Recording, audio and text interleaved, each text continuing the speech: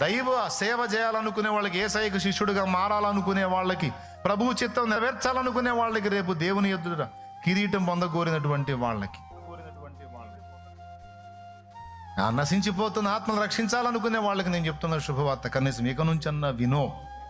ఏ వారం పోనీయొద్దు, శుక్రవారం విను, ఆదివారం 2 కూటాలు విను, బుధవారం విను. విన్న ప్రతిసారి కూడా నోట్ చేసుకో. చదువుకుంటే చదువు, లేకపోతే హృదయంలో భద్రం చేసుకో విన్న దాన్ని బట్టి. సెల్ ఫోన్లో ఊళ్ళో వాళ్ళ చెత్త అంతా చూడొద్దు. చక్కగా ఉపదేశానికి 1-2 సార్లు విను. ఏడాడ గలీజు, ఏడాడ లేకంతా చూసి నీ మైండ్ ఎందుకు పాడు చేసుకుంటావు, పక్క వాళ్ళని ఎందుకు పాడు చేస్తావు?